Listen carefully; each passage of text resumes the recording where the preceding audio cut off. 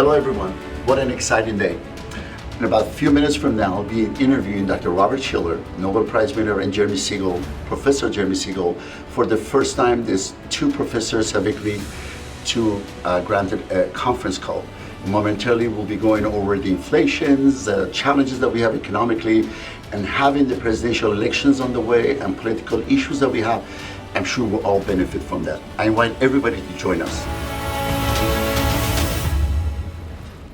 شنوندگان عزیز، امیدوارم بعد از دوره بسیار مطلوبی رو پشت سر میذارین. یکانی هستم و امروز روز بزرگی هستش به خاطر اینکه با مسائلی که داره اتفاق میفته، چه از نظر سیاسی، چه از نظر اقتصادی و مشکلات یا خوبی ها و بدی هایی که الان باش داریم دست و پنجه نرم میکنیم، گفتم موقعیت خیلی خوبی هستش که برای اولین بار بتونم دو تا پروفسور اقتصاددان بسیار معروف رو، آقای دکتر رابرت شیلر، پروفسور شیلر که برنده جایزه نوبل اقتصاد در سال 2013 هستش، و پروفسور جرمی سیگل که معروف به روباه وال استریت هست، رو هر دو برای اولین بار بتونن یک کانفرنس کال یا یک اینترویو، مصاحبه دو نفره داشته باشن که این واقعا برای اولین بار داره اتفاق میفته.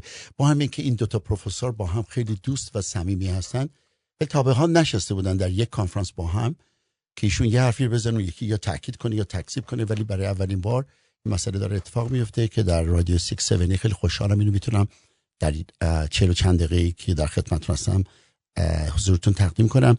سوالایی که من تنظیم کردم و هر دو عزیزان جواب خواهند داد در مورد کل اقتصاد، حالا از تورم، در مورد ریال استیت، در مورد بازار بورس، وضع مالیات هاست، وضع انتخابات.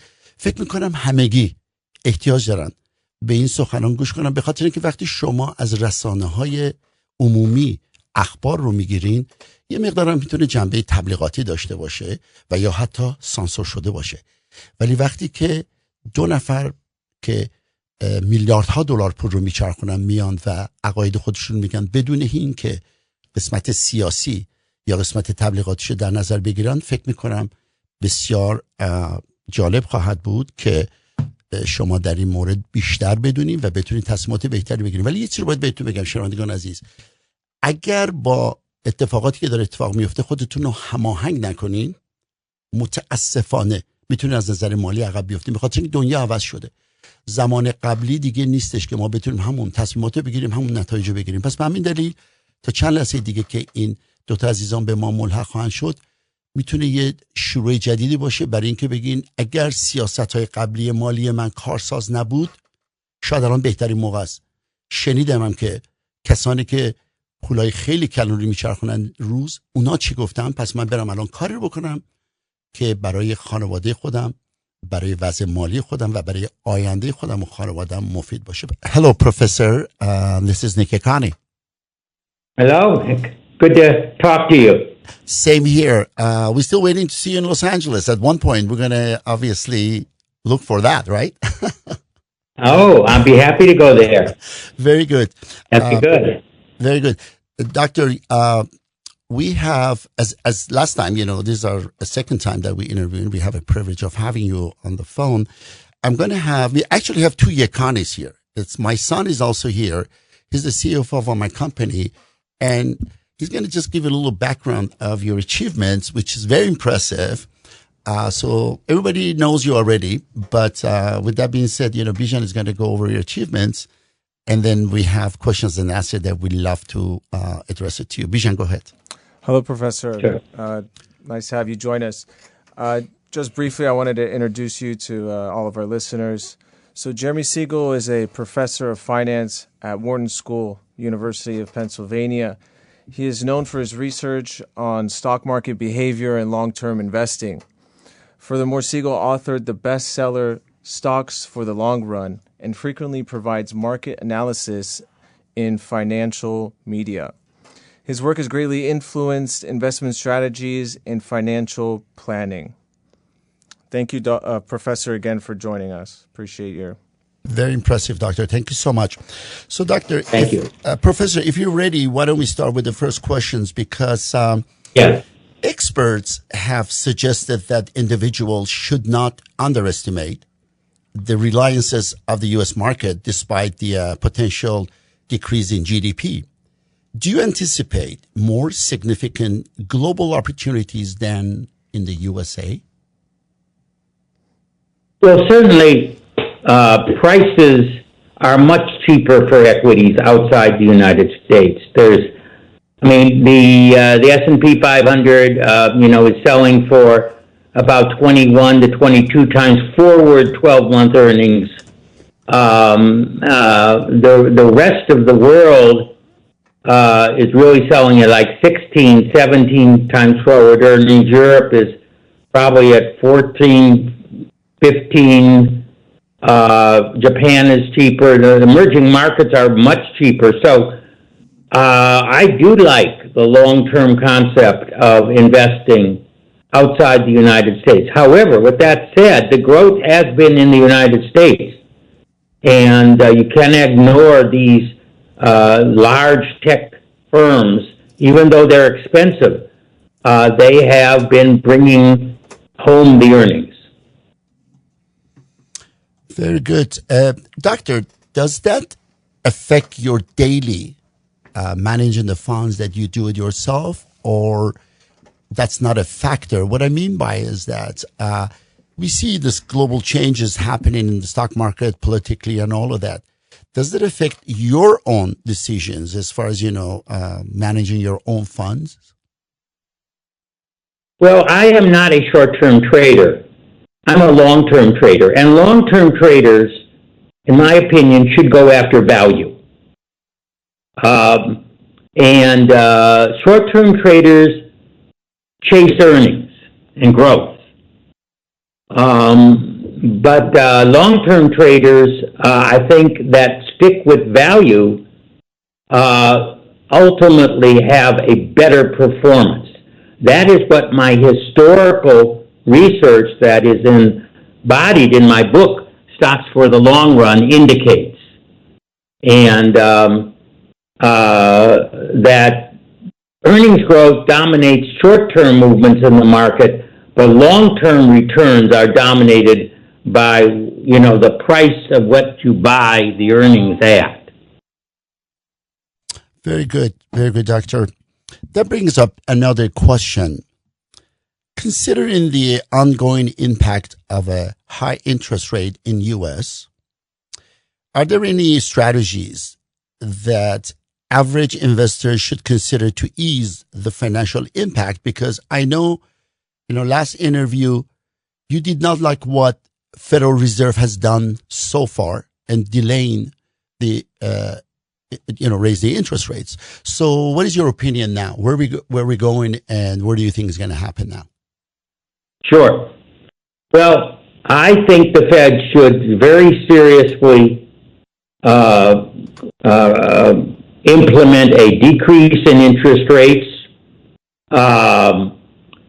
I think that inflation is definitely getting under control, and I see a slowing U.S. economy. Those two factors argue for a lowering of rates. I expect Jay Powell to announce on July 31st, the next FOMC meeting, that the Fed, in the absence of news that is contrary to what they're seeing now, and we all know how surprising news can be, and anything can happen, but if trends follow the way they are, I expect him to set up a decrease in rates for the September FOMC meeting. It's hard to say how much it will be, but we will look at the data as it comes forth. I expect the Fed to start lowering short-term rates, and the lower rates by the end of next year, beginning of maybe 2025.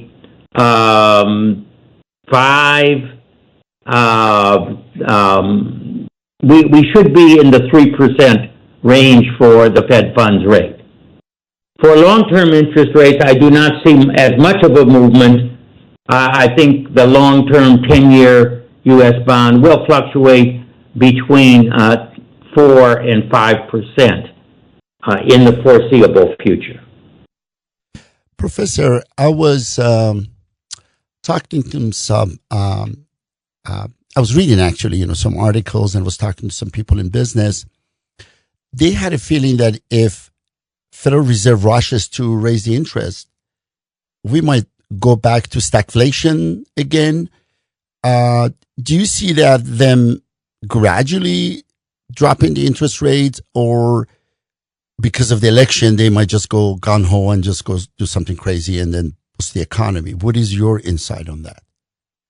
Well, I think first that Chairman Powell will do what he thinks is best for the economy and not take into account the upcoming election. Obviously, if he does a rate cut in September, that will be less than 2 months away. So, and that seems to be the direction now. I do not fear a reignition of inflation. I have been studying the trends of the monetary aggregates. They were the ones that correctly informed me in 2000 and that we were going to have rapid inflation. But they now inform me that inflation is over. We are basically back to the 2% trend. So I do not see credit expanding. In fact, I think the money supply is actually not expanding fast enough now, and that's one reason I want to lower rates to increase loan demand. We should have basic liquidity going up at about 5.5% per year. That's consistent with 2% inflation and 2.5% growth. So far, this year we've been running money supply growth at about half of that 5% rate. So there is plenty of room for lowering rates without sparking an inflationary spiral. I was just going to throw this question in reference to GDP. Are you comfortable with USA GDP at this time? No, well, I'm disappointed with the GDP this year. I was hoping it was going to be 2% above that or more. Now, last year we had 3%. Now, the Fed has believed that's going to be between 1.5 and 2. We had about 1.5 in the first quarter, and this second quarter looks like it's under 2 also. We will not get the second quarter reading until the end of July, but it looks below 2. So that's another reason why I think we have room to stimulate the economy through some monetary easing at this point to get the rate above 2%. I think our economy has the ability to increase GDP between 2 and 3%. And I hope that the credit conditions ease enough to allow us to do so. Professor, what is the comfortable GDP for U.S. to see a healthy economy? What is that magic number? 2 to 2.5%. I think we are capable of growing. And let me say that if artificial intelligence is brought in, as many believe, in the next several years or over the next decade, that could accelerate GDP growth by anywhere from 1.5 to maybe 1.5% per year. So there is promise on the horizon for productivity gains. Remember, GDP growth is the sum of how many hours people are working, which is how many people are working, times their hours, which depends on a lot of factors, plus productivity growth. Productivity growth was good in 2023, but so far has been low in 2024. which tells me that the AI revolution has not kicked in at all yet. There are a few firms that are beginning to use it, but it's extremely low. When more firms learn how to effectively use artificial intelligence, I expect an acceleration of GDP. Fantastic. Thank you so much, Professor. Like always, your insights has been extremely, extremely helpful. My son, Bijan Yekani, is going to be introducing Dr. Robert Schiller and his amazing achievements, and I will be starting the questions and answers. Bijan, go ahead. Hello, Professor Schiller. Thank you again for joining us today. Just bear with me while I give a brief introduction for you. Professor Schiller is a Nobel Prize winner in economic sciences. He is a professor of economics at Yale University. Schiller is famous for his research on market sectors, asset bubbles, and behavioral finance. He authored many top-selling books and developed the Case-Shiller Index, a key measure of the U.S. real estate prices. His work has significantly influenced both academic research and financial markets. Thank you again, Professor Schiller, for joining us. I appreciate it. Very good. Very good. Hello, doctor. Yes. It's a pleasure being with you today. Thank you. Same here. We're still waiting to see you in Los Angeles, Dr. Schiller. And then this time, maybe you can come together with Professor Jeremy Siegel. I understand you guys are too close to each other. Are you? Too close? Did you say that? I think Jeremy has influenced me in many ways. Very good. Is this the first time both of you on a conference call, or you have done this before, Doctor? Together. We've done this before. We've done live presentations. We've done quite a few live presentations together. I don't know if we've ever done a conference call. I'm sure maybe once or twice. But very good. Very good. We've appeared on the same stage many times throughout our friendship, which is over 50 years. We met in 1967. Fantastic. What an honor. I'm so glad that, this is taking place in our program. Dr. Schiller, here's the first question. How does the growing popularity of cryptocurrency compare to traditional fiat currencies like the US dollar in terms of value impact? Yeah, well, I think in my book, Narrative Economics, I talk about cryptocurrencies as a kind of bubble, but driven by a very well-crafted narrative. It's about Satoshi Nakamoto, who had this, based on cryptography, he had this idea how you could create bitcoins. And he's anonymous. Nobody can find him. It's a bit of a mystery story. It's a glamour of high-tech mathematics, computer science. It also appeals to people who hate the government. So it's sort of establishing, as the narrative goes, a sort of government of the people. So it's brilliant, and it's showing up. The Bitcoin has gone through some big swings, but it's still there, very much there. If you compare that with the continental dollar, remember that? That was launched by I think it was 1776 or shortly thereafter, and it wasn't redeemable in anything at that time. It went for a while and it fizzled. And the people didn't want to use it as money anymore.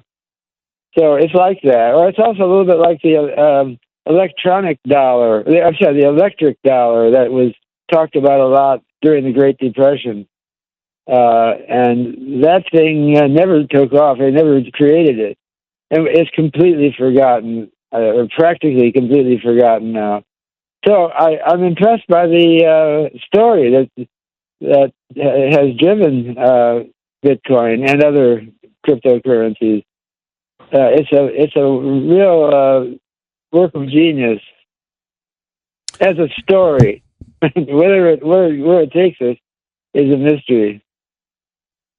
Yeah, all of a sudden, we have this cryptocurrency, as you implied to, and nobody knows where it's going, which brings up me the second question. So let's say if this continues, and what would the economy look like if the U.S. dollar continues to weaken and is no longer the dominant currency of the world, and now we got new cryptocurrencies going around? So what are your insight on that, Doctor? Yeah, well, I think that the U.S. has more than 50% of business transactions in the world. That means people in other faraway countries are quoting prices in U.S. dollars and paying for them in U.S. dollars. Or central banks are holding reserve balances in dollars. So that is a remarkable story. And how did it get to be the U.S.? Well, the U.S. I think has a reputation. I'm not sure how to describe it. It has some kind of a constitution that is adhered to. It has encouraged the flourishing of business. So a lot of people, when they're looking where to park their money, think the U.S. Even though they might feel angry or resentful of the U.S., at least we follow the rules. And I think that the danger is that they might be losing that sense now. And that would harm the economy. Doctor, can Federal Reserve stop this, or is it too late? Well, the Federal Reserve can't stop everything. But I think that one thing the Federal Reserve is doing is being vigilant about inflation. Because inflation, when inflation becomes big, it's generally viewed as a omen of weak government, and it sounds like corruption. If I made this money, I earned it, and then to surprise, it's not worth much because of inflation. That's a bad damper on business sentiment. Thank you, Doctor. My next question from Jeremy Siegel, Professor Jeremy Siegel. Given the upcoming presidential election in U.S., what are your projections for the market? More volatility or more opportunities? Well, as you know, we all just, of course, experienced the assassination attempt on Trump on Saturday. From the odds markets that where money is placed, that has given a boost to the probability that Trump will be president. On the exchange that I like to look at called predictit.org. It went up about 5 points from 60-65. So that is 2-1. Some other betting sites, it's higher than 2-1. Certainly, the market does not fear Trump the way it did 8 years ago. In 2016, when polls came out of his strength, stock market would go down. And in fact, on his surprise victory, we remember initially the market went down quite a bit in a few hours and then turned around, and then it was up to a new bull market. The stock market does prefer Trump to Biden. Now, they say they prefer. It doesn't mean necessarily that policies that Trump will follow will necessarily be favorable to the stock market. Some might be good and some might not. But the perception is that particularly a less regulatory, restrictive environment, he has often said that he measures his success by how well markets do, means that he will take a market-friendly approach. There is some fear that there may be more deficits under Trump that might raise interest rates. And particularly, as we know, he has talked about a 10% tariff, but it's no sure thing. He talked about many things in his first presidential run that never happened. So that is important. And, of course, what happens in Congress. Now, if Trump wins the presidency, it is almost impossible for the Democrats to win the Senate. So that gives the President Trump the power of appointments to the regulatory commissions, to the judgeships, to the judiciary, and of course to the Supreme Court if such an occasion arises. Closer races, I think, are in the House of Representatives. If the House of Representatives does not go to the Republicans, then the Trump tax cuts, many of them, not all of them, but many of them will expire on December 31st of next year, 2025. Then that will be quite a negotiation between the House, the Senate, and the President about which ones get extended and which ones don't. And that could have a lot of impact on the stock market. So only if if Trump wins, and they will win the Senate, given my analysis of the races. But the House is still up for grabs. But if Republicans win the House and keep the House, because they do control it by a narrow margin right now, that would mean the extension of the tax cuts that were negotiated under the Trump administration 7 years ago. But bottom line is, I think that Trump is stock friendly, not bond friendly particularly. And as far as the dollar, it depends on tariffs, and it certainly depends on rates of inflation that might occur. But he definitely is viewed as stock friendly, and the market certainly, as the odds have gone up since the assassination attempt, it did lead to a strong early morning market on Monday. I guess the word you said, Professor, is the word that everybody was looking for. The new administration will be more stock friendly. My next question goes to Dr. Robert Schiller, Professor Schiller. Given that many of our investors have significant investment in commercial real estate and rely on their rental income to achieve their financial goals, considering the current challenges facing the real estate market, what alternative exit strategies do you foresee as viable? Yeah, well, this may be an opportune time for people to be selective about what kind of real estate, commercial real estate they might invest in. The commercial real estate has matched residential real estate since it's been going up since around 2010. And very recently, they're a little bit weakening. But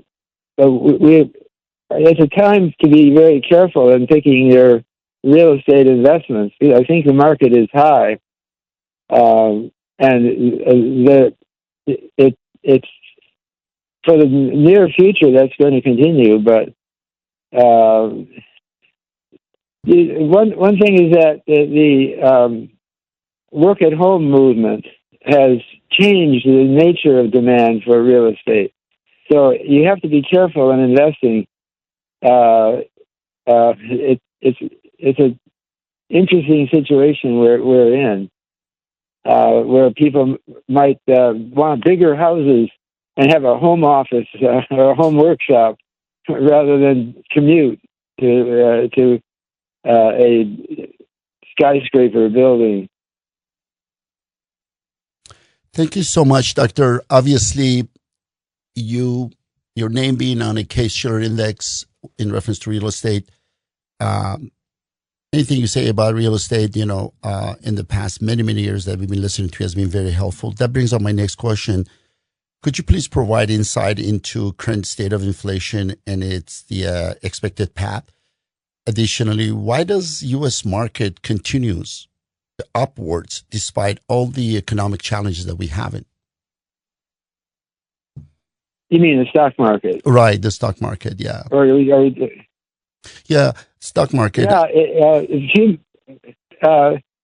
human sentiment is hard to understand. In the Great Depression, people were it's almost like it was a psychological shared depression.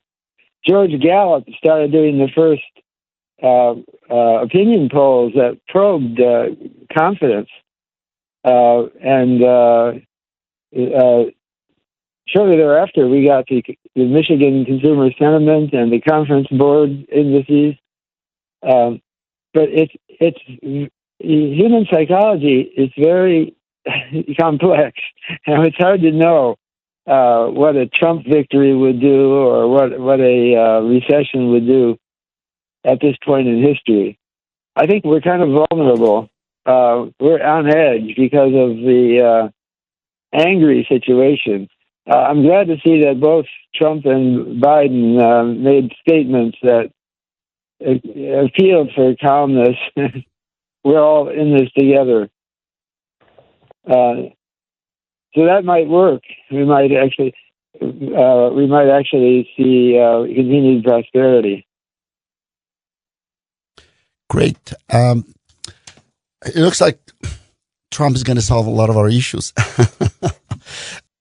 We wanted to extend our sincere thanks to you, Professor Robert Shiller and Professor Jeremy Siegel, for your incredible work you have done on managing our clients' money, especially inside the fixed index annuities. Thanks to Annexus Group, smart design and impressive return, this product has brought peace of mind to thousands of our clients, ensuring their principal is guaranteed, protected against the market fluctuations. We have the honor of having Professor Jeremy Siegel and Professor Robert Shiller.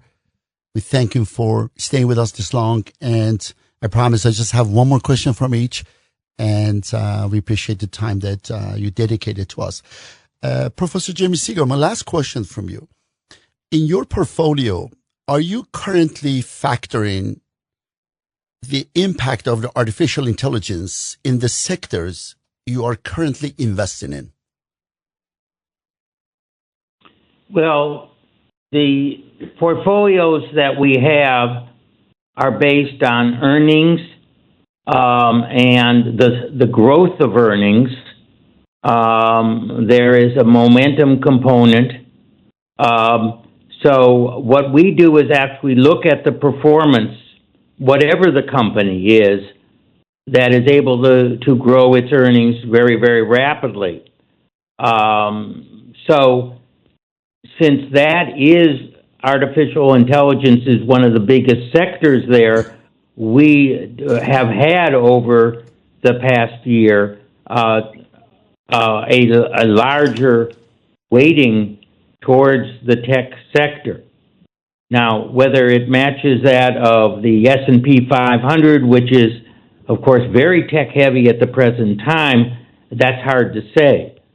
But to the extent that earnings and earnings momentum, which is a factor in our index, is there, we certainly have included AI. It's going to be an amazing and different world with AI taking over, which brings us to last question from Dr. Shiller, Professor Shiller. Professor, in the collection of the unpublished policy proposals by former President Trump, one suggestion involved bypassing the federal income tax and instead generating revenue through substantial tariffs on imports. What are your thoughts on this proposal? Well, I'm worried about the impact of AI on the income distribution, and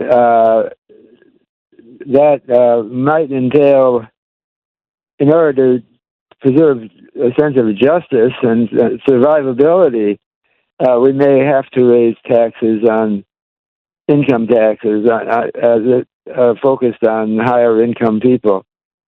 We don't want to go to either extreme.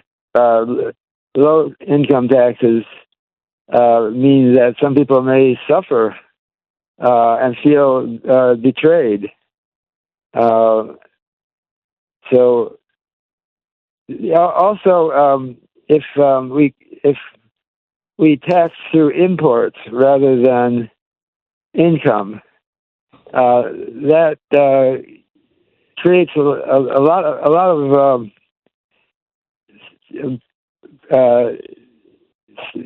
potential for change. For example, U.S. producers who sell abroad, the other side might retaliate. So I'm hopeful that whoever is the next president will and maybe even before, talk more about income inequality and the possibility of artificial intelligence making that worse than it is now. So that we're not ideologically opposed. Certainly people who made a lot of money and worked hard to get it deserve more.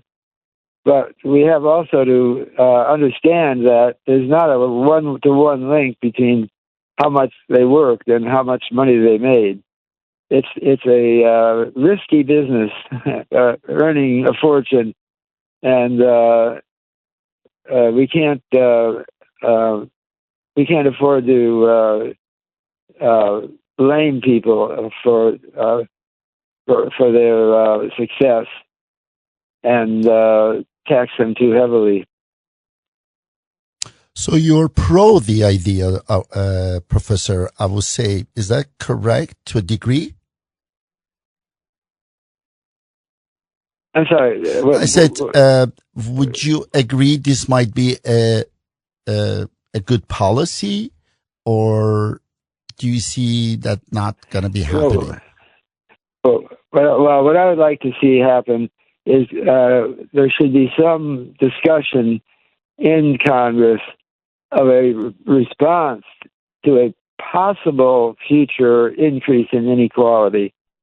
We should have a statement now that we won't let it happen. The worry is that there will be a replacement of low-income jobs, and we don't have the tax system to offset the effect on millions of people's lives. Yeah, I could see this could be very complicated, but that being said, a world without capital gains. Always, it's interesting. I want to thank both of you professors, Professor Jeremy Siegel, Professor Schiller, for granting this time to us. I'm sorry we took a little longer. Your insights are always welcome in our community. You might not know how popular you are in Persian community all over the world, and then this program is actually broadcast to all the 5 continents. So that being said, I want to thank you again for helping our clients. Thank you so much for taking time and informing what's going on with our community. That being said, I want to wish both of you, and I want to thank NXS team and all the members online for making this opportunity come true. Thank you. Thank you so much. You all Thank have a you. good day. It was a pleasure. Yeah. Very good. مصاحبه جالبی بود و نظریات این دو پروفسور رو شما عزیزان شنیدین. مسئله‌ای که میخواستم خدمتتون عرض بکنم، نتیجه‌ای که میخوایم از تمام این برنامه‌ریزی انجام بدیم با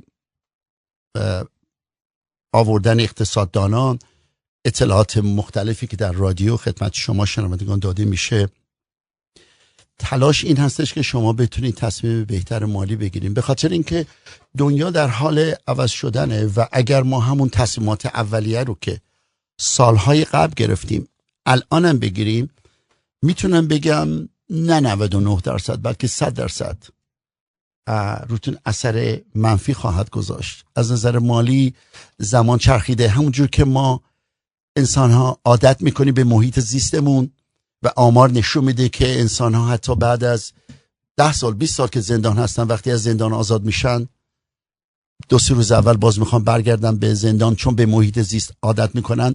ما انسان ها هم عادت میکنیم به تصمیمات مالی که در گذشته کارساز بوده، ولی الان با چالش ها یا پستی بلندی هایی که در اقتصاد و یا سیاست وجود داره به اون راحتی قبلی نیستش و اگر همون کارهای قبلی رو انجام بدیم، همون نتایج رو بگیریم، شاید چند سال دیگه شاهد اون موقعیت مالی که الان هستیم رو نباشیم. پس به همین دلیل تمام این برنامه‌ریزی‌ها به این خاطر است که شما شنوندگان عزیز بتونین همونجور که ما تفاوت 20 سال 10 سال نگاه کردن به دیوار رو وقتی احساس میکنیم اگه یکی سر ما رو بچرخونه به طرف پنجره و دید ما عوض بشه، سرنوشت ما عوض میشه، اینه که با دادن اطلاعاتی از این قبیل بتونیم نظریات شما رو در رابطه با مسائل مالی عوض بکنیم و همه بتونید با وجود اینکه موفقیت مالی رو داریم، برای اینکه این در آینده ادامه پیدا کنه، سعی کنیم برای خودتون استراتژی هایی ایجاد کنین که اسمشو میذاریم درآمد بدون دردسر. درآمد با دردسر همه بنز کافی دارن، کارشونه، ریل استیتشونه، چالش های مالیه، مالیاتیه و اینها ادامه داره. تمام اینها روی دوش خانواده ها هست و خواهد بود. زمانی که تورم در این حده و من و شما برای مایحتاج زندگیمون ببینین چند برابر مجبوریم پول خرج کنیم، شاید اون سیستم هایی که قبلا کارساز بوده الان دیگه کارساز نباشه. باید به فکر این باشیم که خب من الان چی کار بکنم؟ اگر من در 40 سالگی نوت امضا می‌کردم، 30 سال میرفتم زیر بدهی صرفا به این خاطر اینکه یه ملکی رو بخرم، به امید اینکه 30 سال پیمنت بدم به بانک که هر ماه رنت بگیرم و از اون رنت بعد از اینکه مخارج داشت پرداخت کردم یه درآمدی برای خود من بمونه، الان اون درآمد شاید به خاطر اینکه یه مقدار خفقان اقتصادی در کامرشال ریل استیت پیش اومده، حتما دلیل نمیشه که ما منتظر بشیم یا بگیم خب الان باید چیکار بکنم.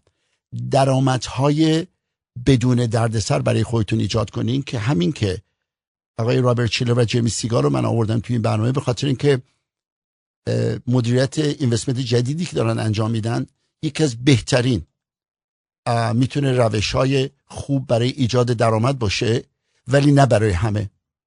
هیچ سرمایه‌گذاری برای همه نمیتونه مفید باشه. باید شرایط شخص رو در نظر گرفت، ولی راه حلایی که پیش پا گذاشته میشه، هیچ کس نمیتونه از داشتن یک درآمد بدون دردسر که هر ماه در حسابش ریخته بشه سود و هیچ موقع ضرر نده و چون کره زمین میچرخه و 8 میلیارد جمعیت جهان باید کالای مصرفی بخرن بفروشن که بتونن زنده بمونن، این تنها شاید میتونم بگم الان راه حلی هستش که شما بتونین بدون ریسک وارد سرمایه گذاریایی بشین که گلوبال باشه و شما بتونین در رشد اقتصادی و کالای مصرفی 8 میلیارد جمعیت جهان شرکت کنین. حتما نباید به امید چند تا ملک باشین که در سنای بالا مخصوصا که درآمد براتون ایجاد میکنه. بعضیا ریل استیت رو نمیتونن بفروشن به خاطر اینکه به درآمدش احتیاج دارن یا 1031 اکسچنج میکنن. میگه خب این ریل استیت رو بفروشم درآمد از کجا بیارم؟ دلیل نمیشه که چون اشخاص نمیدونن درآمدهای دیگه از کجا ایجاد میشه حتما تو یه دونه سرمایه گذاری 100 سال بمونن. ضمن که ریل استیت که از بهترین سرمایه گذاری هستش و اسم کمپانی رو ما عوض کردیم و گذاشتیم یکانی ویلث اند ریل استیت منیجمنت، ولی در 70 سالگی 75 سالگی دنبال 1031 اکسچنج کردن نشون میده شخص احتیاج به اکسترای مالی داره. ما وقتی به دنیا میاییم در 3 ماهگی 2 ماهگی 1 ماهگی پستونک میخوریم. حتما دلیل نمیشه در 70 سالگی هم همون کارایی رو مالی رو انجام بدیم که 30 سال پیش انجام میدادیم. پس این تفکر فکری ما در اقتصاد اگر رشد نکنه و هماهنگ نشه با تغییرات اقتصادی و سیاسی که داره اتفاق میفته اینجوری میشه که ما عقب میفتیم و عقب افتادن کارهای مالی آنی انجام نمیشه، کم کم شخص پایین میره و به یه جایی میرسه که شاید راه برگشت وجود نداشته باشه. پس تمام هدف امروز این بوده که خدمت شما شنوندگان اطلاعات خوبی داده بشه، یه مقدار فکرتون رو بازتر بکنیم و بدونیم که کجا هستیم و کجا میخواییم بریم. به خاطر اینکه افراد با طرز فکر خودشون که از تجارب گذاشتهشون توی مغزشون جا گرفته تصمیمات روزانه رو میگیرن، ولی وقتی پیش یه شخصی میرن که در کارهای مالیه و چون اون شخص از صبح تا شب در کارهای مالی داره برنامه‌ریزی میکنه و دیدش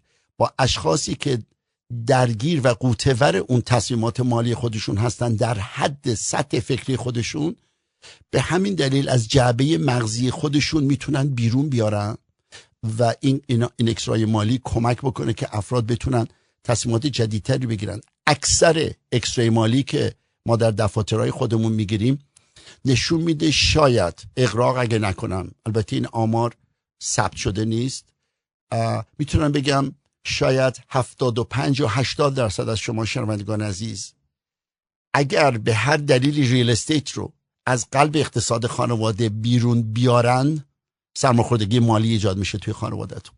این رو ما میتونیم عوض بکنیم بدون اینکه به اون پورتفولیوهاتون دست بزنیم.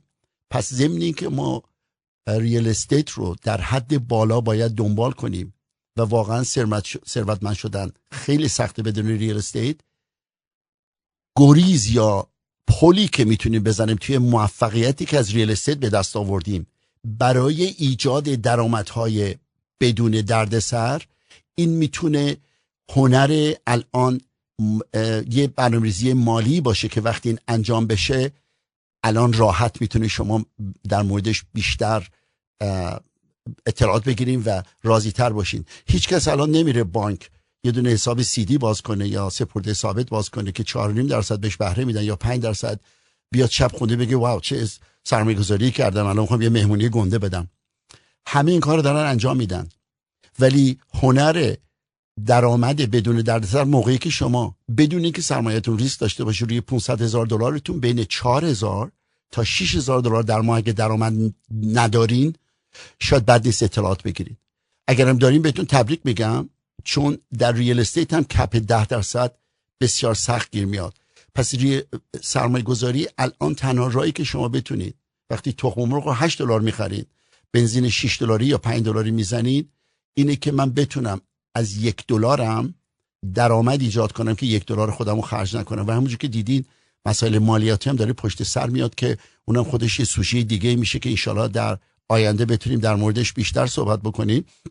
ولی روی هم رفته اگه اینها رو جمع و تفریق بکنیم، منظور اصلی این برنامه امروز این بود که یک، شما بدونین کجا هستیم، کجا داریم میرین و این سانسور شده بودش. خبرهایی که توی اخبار میشنوین سانسور شده هستش و سانسور نشدهاش خیلی بهتره و یه مقدارم جنبه‌های تبلیغی نداشتن خیلی بهتر هستش. دیدین که نظریه دکتر شیلر در مورد ریل استیت چی بود، در مورد آرتفیشال اینتلیجنس چی بود، در مورد مالیات ها چی بود، در مورد تورم چی بود.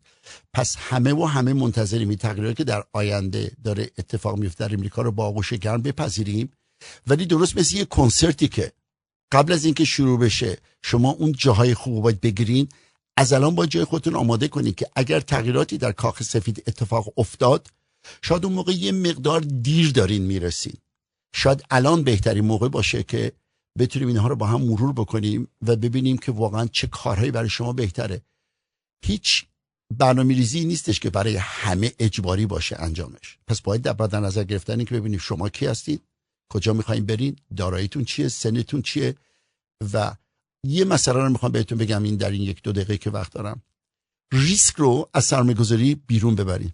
اگر حسابای بازنشستگی شما داره پول از دست میده، داستانهای اون کمپانیایی که دارن براتون رو منیج میکنن گوش نکنید. اگر عرضه مدیریت حسابای شما رو داشتن شما هیچ موقع نباید ضرر میدادین. وقتی پایین میره اگه بهتون داستان میگن بهشون شانس دوباره ندید. اگه سرمایه گذاریایی دارین که مریض حاله عوضش کنین. حتما نباید ما تو یه دونه باطلاق مالی گیر بکنیم تا آخر عمرمون و همونو به امیدین که حالا برمیگرده. نه، هیچ سرمایه گذاری نباید $1 پایین بره. اگر در سرمایه گذاری شما پول از دست میدین، احتیاجی به کارشناس مالی ندارین، خودتون میتونید راحت انجام بدین و هیچ گونه فی هم نباید پرداخت کنید. اگر فی میدین، مخارج میدین، دارین پول از دست میدین توی پورتفولیوهای بازنشستگیتون، میوچوال فاند و یک روز دیگه به این سیستم های قدیمی شانس زندگی دوباره ندین، چون اگه خوب بود هیچ موقع نباید پایین بره. پس سرمایه گذاری باید اصل سرمایه گارانتی باشه، هر روز بهره مرکب بگیره، رشد بکنه، در رشد شریک باشی، نه در ضرر. اگر سیستم های شما اینطوره و راضی هستی بهتون تبریک میگم، ولی اگر نیست میتونید با ما تماس بگیرین و خوشبختانه در فعالیت ما در هر 50 ایالت امریکا هستش. و اگرم دوست دارین بیشتر بدونین میتونین مقالهایی که من در یاهو فایننس، CNBC و مارکت واچ نوشتم یا اینکه یوتیوب ویدیوهای بسیار زیادی رو دارم، میتونین در اون مورد هم یه اطلاعات اولیه خوبی بگیرین. ولی برای گرفتن اطلاعات عمیق‌تر، مخصوصا در مورد مسائل مالیاتی که فقط نمیتونه به کمک حسابدار شما انجام بشه، چون قوانین تراست و قوانین مالیات رو وقتی به هم پیوند میزنین، از توش دنیای جدید مالیاتی پیش میاد که متاسفانه نه من تنهایی، نه CPA تنهای شما و نه وکلای تکس تراست هم، وکلای تراست و یا وکلای مالیاتی هم نمیتونن به تنهایی انجام بدن، چون پایین آوردن مالیات شما یک کار تیمی هستش. پس به همین دلیل در هر موقعیتی هستین، اگر در موقعیت خیلی بالایی هستین، به حفاظت سرمایه احتیاج دارید و پایین آوردن مالیاتاتون. اگر در مراحل اولیه سازندگی زندگیتون هستین، باید عادت کنین به پس انداز کردن و هر $1 نباید 99 سنت بشه، باید $2 بشه و $3 بشه که درآمد ایجاد کنه. و اگر هم سرمایه گذاریتون طوری هستش که منتظرین برگرده، میخوام یه خبر بد بهتون بدم. سرمایه گذاری بد متاسفانه راه برگشت 99.99% وجود نداره. بعضی موقع ما انسان‌ها سر قبری گریه میکنیم، به قول اون مسئله معروف ایرانی که سر قبری گریه میکنیم توش مرده نیست. به هر حال ان شاءالله که برنامه امروز مورد توجهتون بوده. میخوام یادآوری کنم که بالاترین ثروت شما سلامتیتونه و تحت هیچ شرایطی سلامتی خودتون رو به خاطر موفقیت مالی بیشتر به خطر نندازین. با شور و عشق و هیجان زندگی کنید. Live with passion.